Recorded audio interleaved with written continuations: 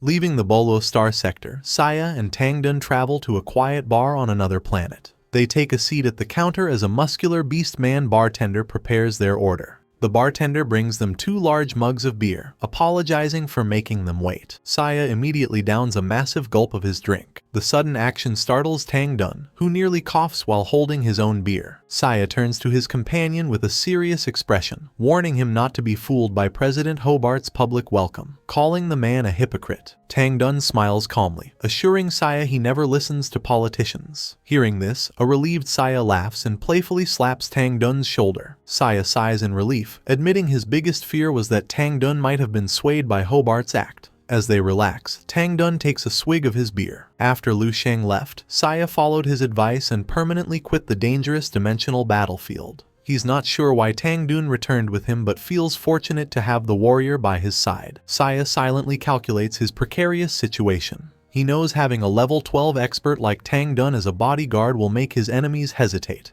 but this security is only temporary. He recalls the assassin Huang Ji nearly killing him. With their vast wealth, his enemies can easily hire another expert, especially since they found him on the battlefield. Saya grips his glass, sweating nervously. Now that he has returned, his enemies have more opportunities to eliminate him. He must find a way to secure his safety before they attack again. Breaking the silence, Tangdun looks over in confusion and asks Saya if they only came to this bar to drink. Saya's serious expression softens into a confident smile. He tells Tangdun they are waiting for someone who is very important to him. Taking another sip, Saya looks away anxiously, hoping that if he is also important to her, she will come. The quiet bar is interrupted by the clicking of high heels. A woman with short, pinkish-purple hair and elf ears arrives, softly calling Saya's name. Saya turns around and exclaims her name in sheer disbelief. Overcome with emotion, Saya pulls the woman into a tight hug, crying with joy and repeating how wonderful it is to see her. As they hold each other, they share their relief. Saya is thankful she's alive, while Meifu admits she never thought she'd see him again after his exile. While the reunited couple happily laughs, Tangdun stands silently to the side, staring at the woman with a stoic, unreadable expression. Realizing his mistake, Saya introduces Tangdun to Meifu, proudly declaring the warrior is his best friend from the battlefield who saved his life. Upon hearing this, Meifu's warm demeanor vanishes. She gives Tangdun a cold, calculating glare and responds in a flat, questioning tone. Sensing her hostility, Tangdun steps forward, leaning in uncomfortably close and startling Meifu.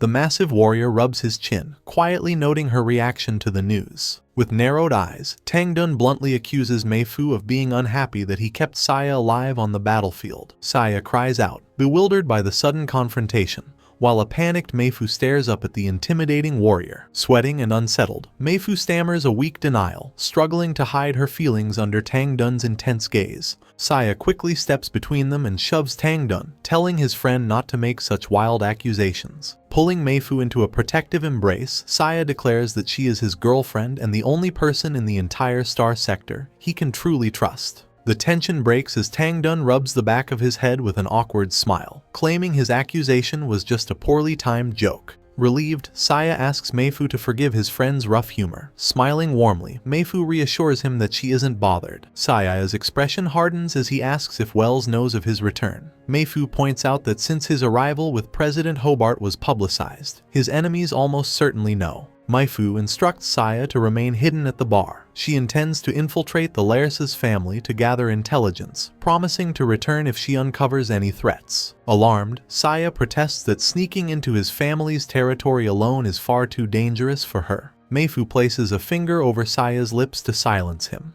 With a loving smile, she insists that risking herself for him is no burden, and that she must leave immediately. Saya stares back in silence, his face filled with concern and hesitation about letting her walk into danger. Meifu suddenly turns and sprints toward the exit. Unable to let her go, Saya yells for her to wait, deciding he will go with her. Saya bursts through the bar's doors, chasing after Meifu and calling out her name. He reaches the docking area just as Meifu seals herself inside a sleek, hovering transport ship. Saya stops, shocked at how quickly she left him behind. Suddenly, the ship takes flight and leaves Saya behind. Inside the cockpit, Meifu's loving facade is gone, replaced by a cold glare. She relays Saya's coordinates to a patrol fleet, ordering them to fire a heavy gamma cannon to ensure his death. Sitting back in her chair, Meifu outlines the cover-up, blame the strike on a system malfunction. She demands the operation be executed within 1 minute. A sinister grin spreads across Meifu's face. She mocks Saya's new military title, sneering that a veteran could never scare the powerful Lyursa's family. A holographic screen shows a well-dressed man holding red wine. Meifu smiles, addressing him as Wells, and asks if he witnessed the events.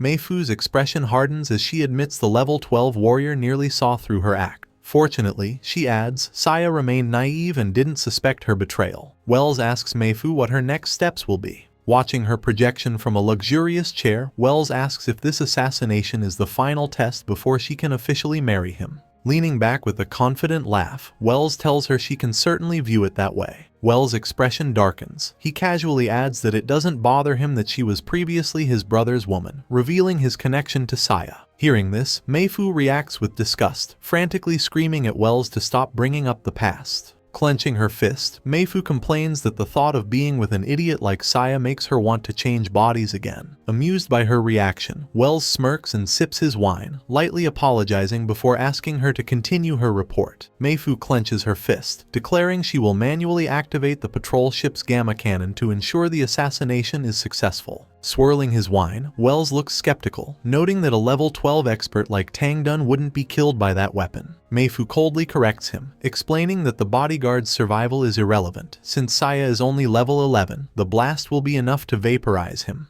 Pleased with her ruthlessness, Wells praises her cunning, stating it makes her far more suited to be his future countess. He then asks when she will strike. Her face twisting into a crazed grin, Meifu answers that she is initiating the attack right now. High in orbit, a satellite locks onto the coordinates and fires a devastating beam of energy down onto the planet. Safely on her ship, Meifu watches the massive explosion tear through the docking bay. She laughs maniacally, telling Wells the blast is a perfect funeral for Saya.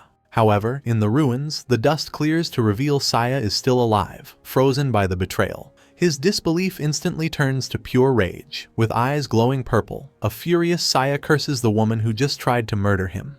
That's a wrap for today's recap. If you're loving the series, smash that like button and subscribe for more fast, clean story breakdowns.